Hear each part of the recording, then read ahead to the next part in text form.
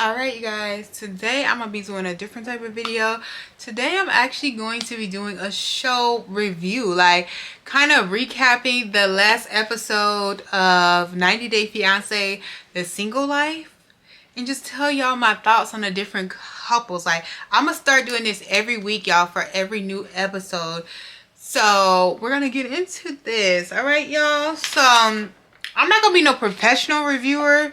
I'm just gonna tell y'all what my opinions are of all the couples and their situations going on, because I'm very over analytical and I overthink everything. So baby, I just want to see if y'all be thinking the same things I be thinking. Put them in the comments. Like, let's light the comments up on y'all thoughts. Okay, y'all. So with this episode, I'm only going to be talking about the people that are in this episode. So this is episode 3, season 4. Okay, 90 Day, The Single Life. So the first person on the show this episode was Debbie, right? So Debbie is the older lady that's like 67 years old, the old white lady. I'm not gonna lie, like, I mess with Debbie because she's like hilarious. Like, her personality is just, she really that girl. Like, the way she dressed, the way she act, like, she just kind of like is one of those carefree people that like are themselves and they don't care what no one thinks about it. And my thoughts, okay, the way she dressed, like, I love that she put so much effort in her dressing, but I'd be like, girl, you doing the most. Like, you're absolutely the most. But I loved it about her. So in this episode, she was pretty much talking about, first of all, this guy she used to date, his name was Osama. I'm not going to even speak on the name alone. I'm not going to speak on the name alone because I don't want y'all to cancel me. But I'm just like, the math wasn't mathing from the beginning. Like, the math wasn't mathing. Like, you know this man didn't want you. Like, please, baby. Like, let's be FFR. Be for real, right? So now she's starting to date this guy named Russ. But this was like their first date. So on their first date, they went mini golfing. And I don't know, I feel like they too old to be mini golfing. Like, is that only me? But I'm like, I get it, like, keep it young and fresh or whatever. But I feel like if you're over 60 or you're 60-year-old, you should probably just go have dinner, like, or go get some wine or something a little bit more elevated. Like, I don't know, Russ was giving me, he kind of weird, because, like, why is you taking a grown-ass woman to mini golf? Like, I get it if it's, like, you're in your 20s, maybe early 30s, but you're 60 years old. Like, at least take her to golf or something. I don't know, y'all. Am I weird for this? Like, a regular golfing course, or even Top Golf, but mini golf? I don't know. So, anyways, y'all, I'm going to be reading some of my notes. But she lied on the dating app saying that she was 57 instead of 67. For me, I don't really get it, because it's like 57 is still old to me. Maybe because I'm 27, but it's like 57 and 67, y'all both still old. Like, but he's 60. So I don't know if he would have really still liked her if she would have put her real age or not. But personally, like, you're 60 years old. Like, you cannot, after you're 60, you shouldn't care about people's age unless they're like 90. Like, I mean, when it comes to being older, like 90 or 80 or something like that. Like, if y'all right there, like, please, like, but what I'm gonna tell y'all about Debbie is very beautiful. Like, for her age, like, when she don't have no makeup on or light makeup, like, she is a very beautiful woman. Like, she can find her man. Now with Debbie, a few red flags with Debbie. So she was cracking me up when she was in the car with her son. And pretty much her son is a police officer, and he's just overprotective and all these things. And she's just kind of like, AKA, mind your business. Like, you don't need none of his information. This my man, my new man, you know? So, first of all, y'all, before they first date, Debbie and Russ, like, they literally was only talking for like 4 days. So I'm like, okay, this is interesting. But let me tell y'all what my thoughts are of this dynamic, okay? When they went out on the date, they went mini golfing, then they went to a bar, which is still classless. Like, this date overall is just classless. Going on the date with Debbie, like, Debbie gives me classy. He gives me, like, a little rustic. Like, not saying, like, it's a bad date. It's just, like, you're too old to be having dates like this. Like, am I the only one? But anyways, y'all, so at the bar, Debbie brings up her ex. Y'all, I ain't gonna lie, Debbie be reminding me of myself, because sometimes I just be oversharing. Like, I be going into story times and da da da da on my dates, or like with somebody I'm dating. Like, I will literally tell them a whole story about another man, but not on the first date. Like, on the first date, you need to chill. On the first date, you should not be talking about your ex. Actually, I'm gonna make a story time about a date I went on, and he started talking about his ex. So anyways, Debbie is on a date with Russ for the first time, and she's telling him about how Osama was 24 and how he played her and how they were gonna get married, and like how she just left him in the dust.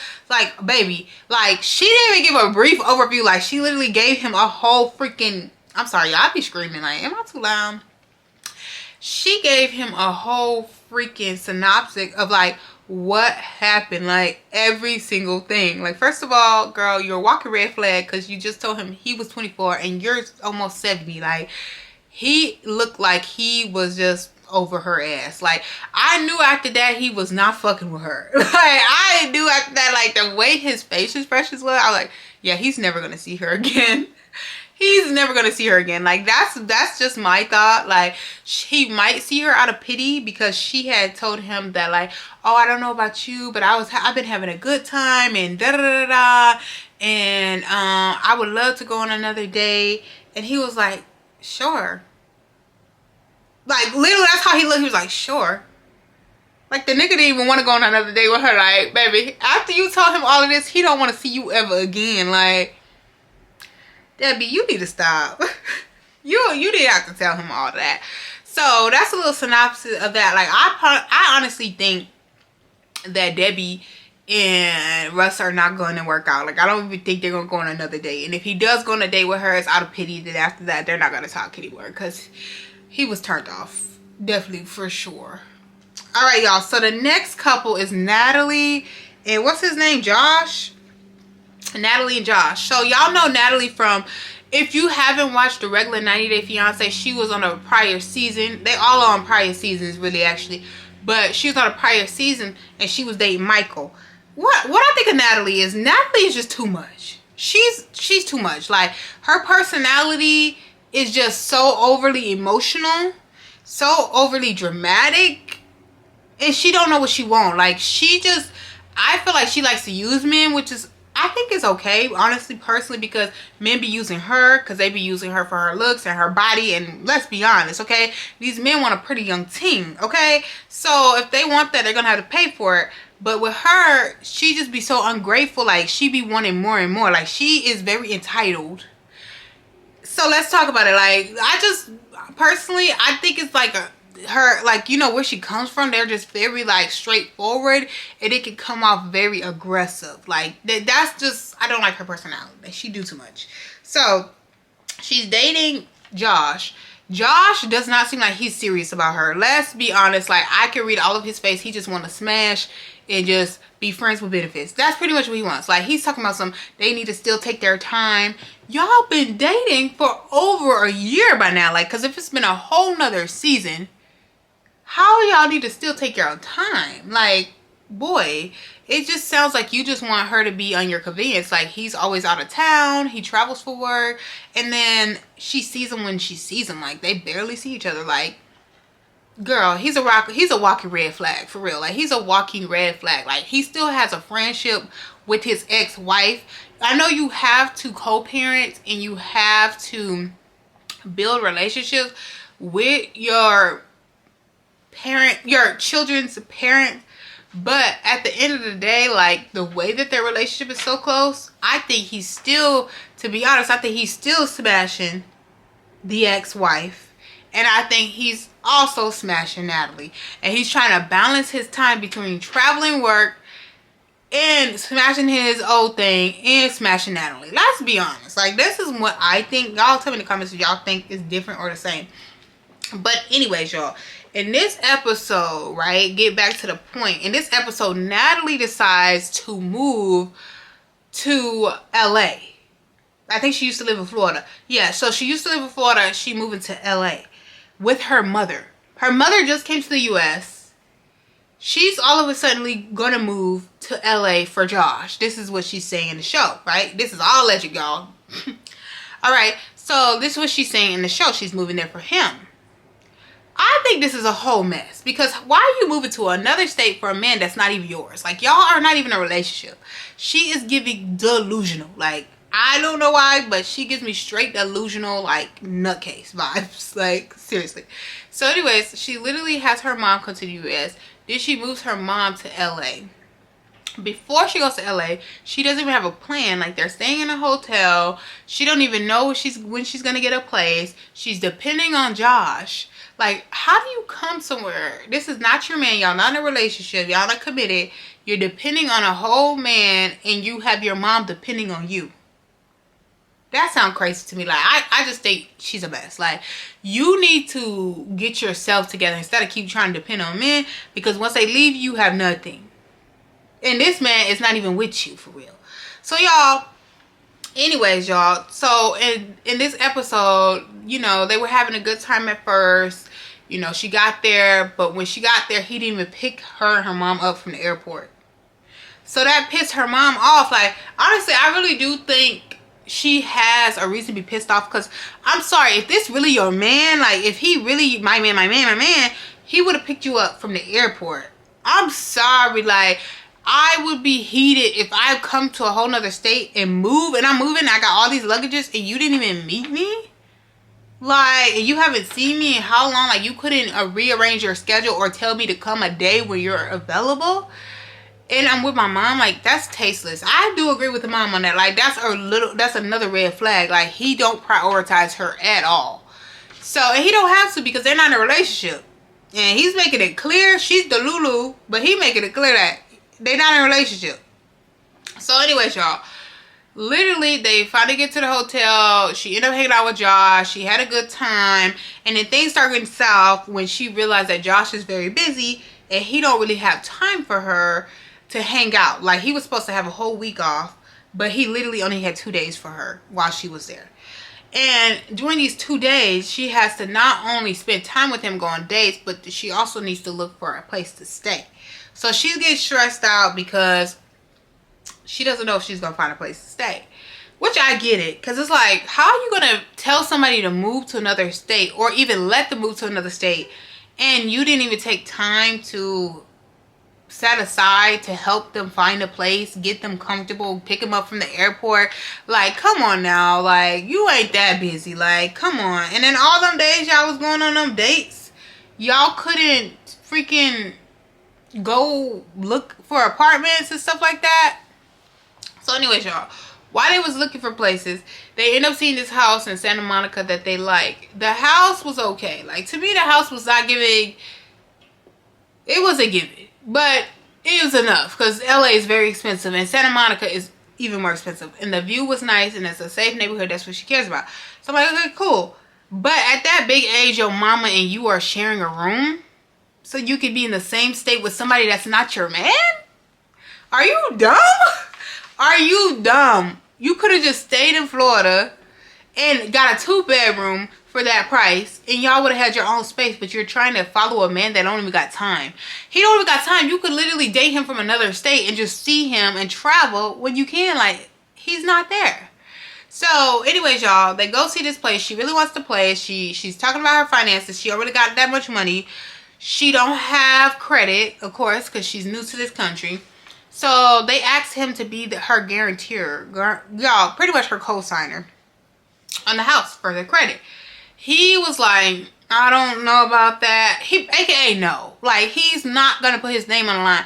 Which I get it respectfully, because I can't even be mad at him for that, because it's like, first of all, she's not his girlfriend.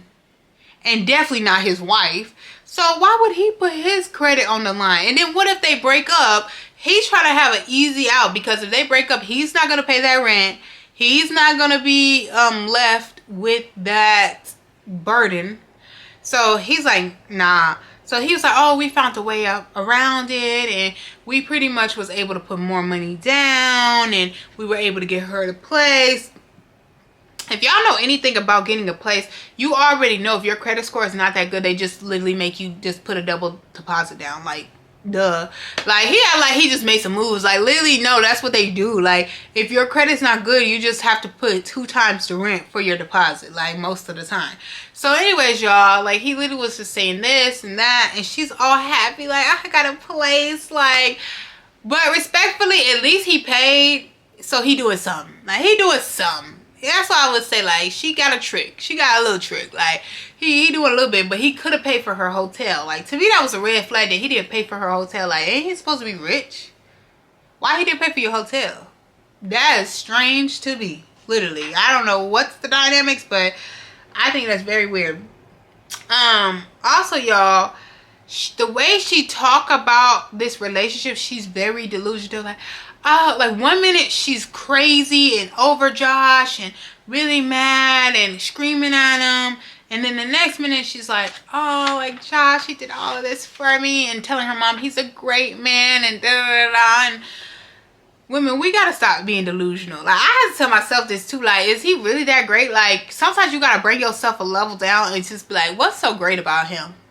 Like, literally, sometimes you really gotta be like, what's great about him? Because he really didn't pick you up from the airport. He don't make no time for you. He don't want to be in a relationship. The first time y'all hanging out, he's planning time to have sexy time because he want to blow that back out. Like, he wants convenient cat. Okay, that's what he want, and that's why you here. He don't really like you. He just want to smash you. He thinks you're beautiful, and that's it. Like, he wants to have freedom. Let's be honest. I pretty much think that wraps it up about them. Like, I don't think it's going to last for long. It already showed in the preview that she's going to meet up with Michael. And I hope Michael's not dumb, because Natalie is manipulative. And I get it. We all have those spaces where we try something new with somebody else and shit don't be working. And then we go back to an ex. Like, but I'm starting to feel bad for Michael, because she keeps tugging and pulling him. Like, you don't want him. You just know he's better than what you have. So you don't want to let him go. But you really don't like him. He just treated you better than any of the other people. You know what I mean? So it's not fair to him that she keeps bringing him into this situation, knowing that she likes Josh. And these situationships get really sticky. Like, you start falling in love, you start being delusional when it comes to situationships.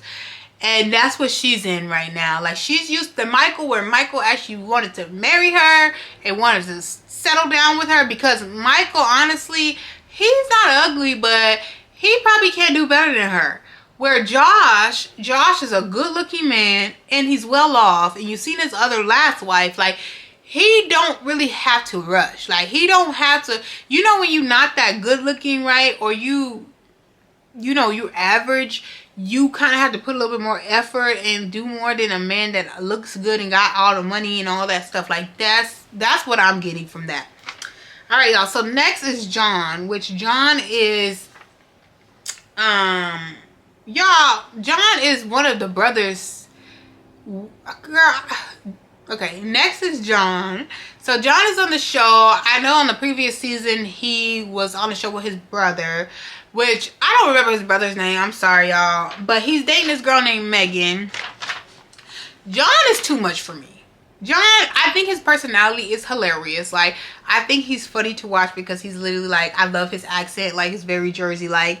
So I like his accent and everything. But he was talking about in the show about like how he used to be a bachelor and how he never really been in a relationship. He'd been in 3 relationships his whole life. Y'all, and I forgot to write down his age, but he's old as hell.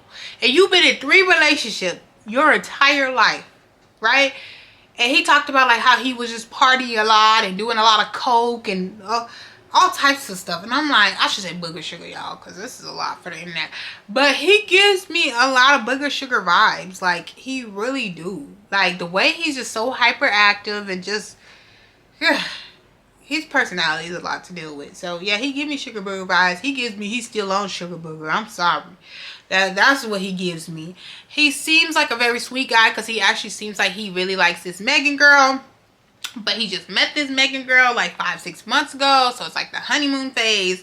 And you know, like in the honeymoon phase, like you're just lovey-dovey. Everything's so great. And he's only met her with her once. And I get this, I understand this feeling because I've been in a long distance relationship before, and it could be like this, like you're talking to them, you're building up this momentum, you see them, everything's great.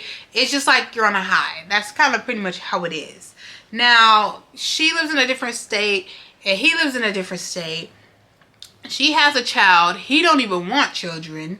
So I'm like, I do see him compromising to be with her, you know, and kind of taking in her child, but I just don't think he understands what that entails, especially because he's not even financially stable. Like, that's what threw me off. Like, you came from living with one of your brothers to living with your other brother that is married.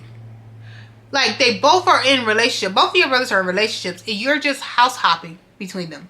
Like, that is insane. Like, you're too old. You really need to work on yourself and try to build your own foundation. Like, instead of trying to live off of other people. I think he has his priorities messed up. I'm sorry to say it, but like, why are you even worried about a girl that got a baby when you don't even got nothing for yourself? Like, you need to be ready to take in this woman and the baby, because if y'all long distance, y'all gonna have to move in eventually, like, if it works out in the future. So I don't see this lasting for long. I think once she finds out, because she don't even know that he's living with her brother. I mean, that he's living with his brother. He didn't tell her. So I think once she finds out that he don't even have his own place, he's not stable, he's not a serious person, I think she's going to end up leaving him, and I think he's going to be heartbroken because he actually seems like he likes her.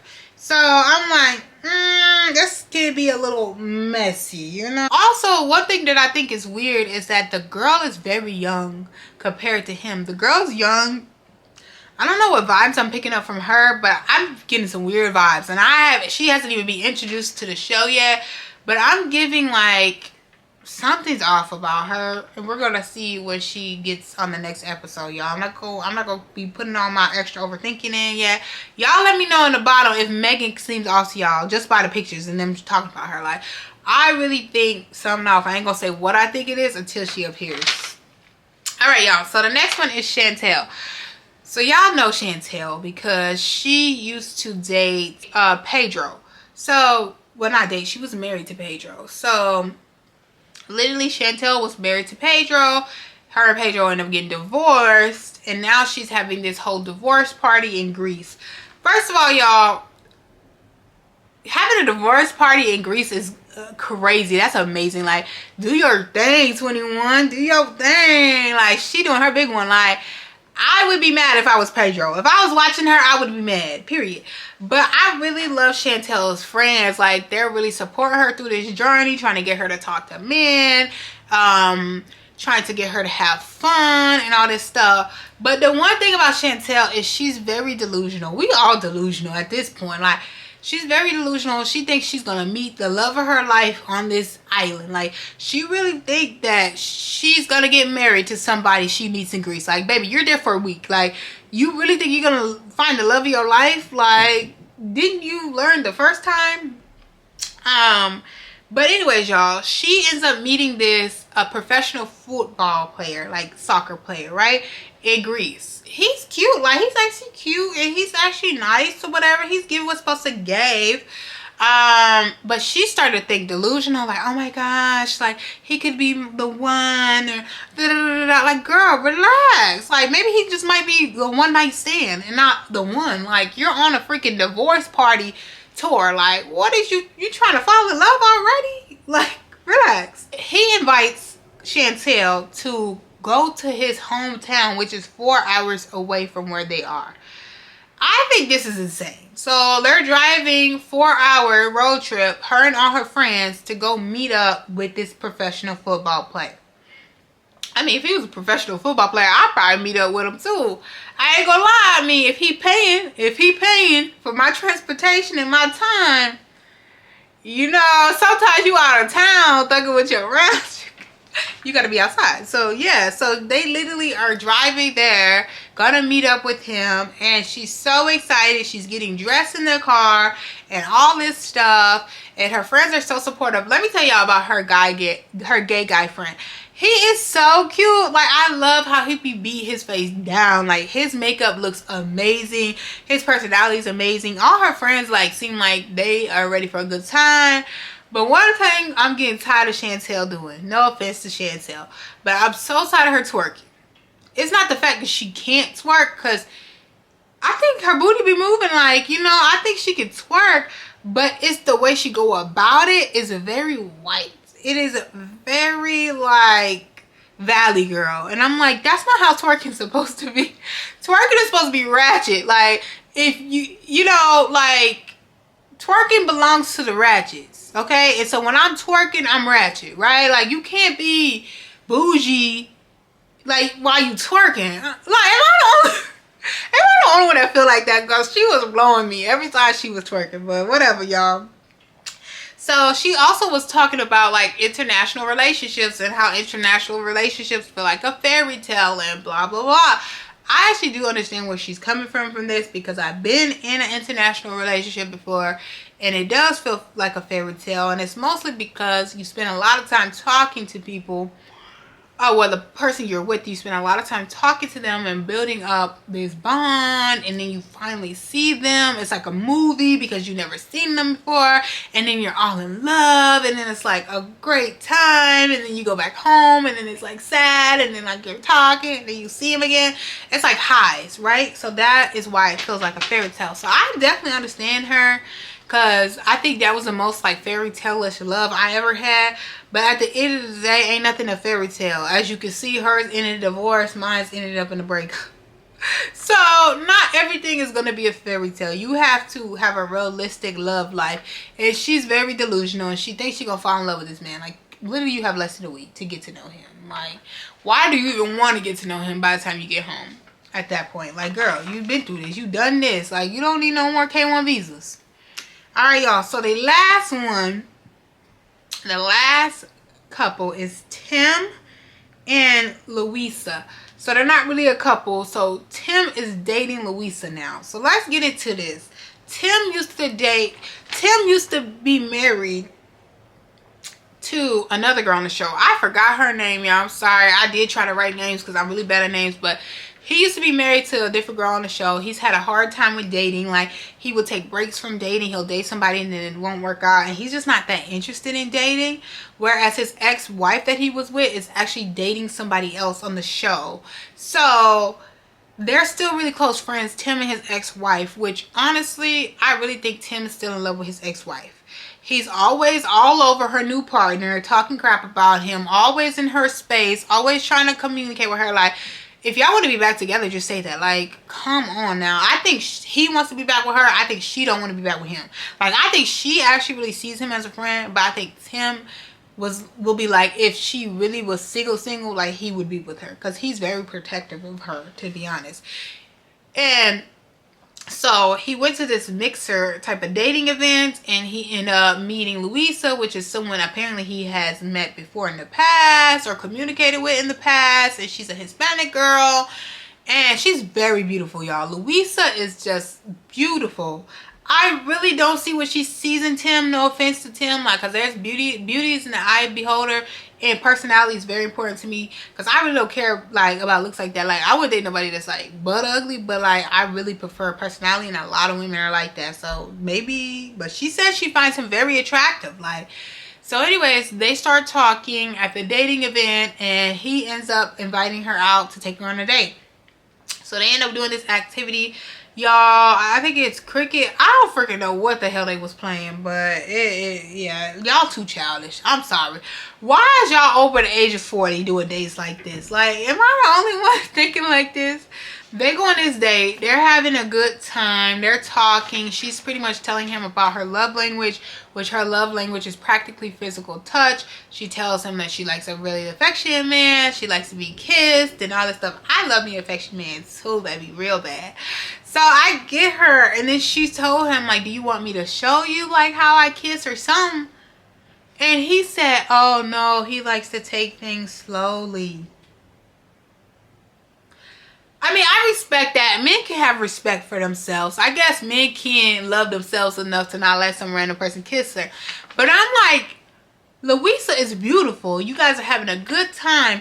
Either you're still in love with your ex-wife or you're gay, which he gives me a little gay vibes, but he said he's not gay, so maybe he's just metrosexual. I don't freaking know. So at this time, I'm just like, okay, I know she's turned off, because I would be turned off. Like, you gonna reject me? Women hate rejection. Like, I just was like, wrong answer. Like, you could even give her a kiss on the cheek, or be like, oh yeah, kiss me on the cheek or something. Like, you literally was like, oh no, I like to take things slowly. I'm like a southern gentleman, da da da. Then he asked her how the date was. She said 5 out of 10. She gave it a 5 out of 10, y'all, because I feel like she gave it a 5 out of 10 because he didn't kiss her. So, like, he didn't listen to her. This is a problem about men. Men sometimes really don't listen to women. We tell you exactly what we want, and you still don't do it.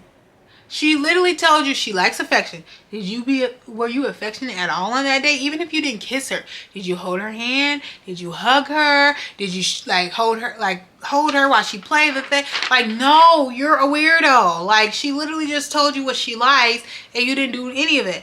And then you take her on this outside game she never played before. Like, come on, y'all act like kids. Y'all over 40 years old. Take this girl out to a nice dinner. Get her some nice wine. Like, come on. Maybe the show is planning these dates because they looking very similar. The only one that had a good date was, is his name Tyrell? On the last episode, y'all. I'm sorry I missed the episode, but I'm going to be on every episode now. But he's the only one that actually tried to take a girl to a nice dinner and she didn't even show up. Like, I feel so bad for him. Like, I want to go on a date with him. I really want to go on a date with him because I just feel so bad for him. But they didn't put him on this episode. So yeah, you guys, let me know in the comments what your thoughts on all these couples are. Honestly, I'm trying to think, who do I think is good? I really don't think any of these couples are going to make it. I mean, they're dating, so they're not couples, but I don't think any of them are going to be dating long term. I think all of them are going to end up dating somebody else, or they're going to be on the next season of Single Life. Let me know in the comments. I'll see you guys on the next episode. Make sure you subscribe, comment, and ring that bell. I'll see you next video. Bye.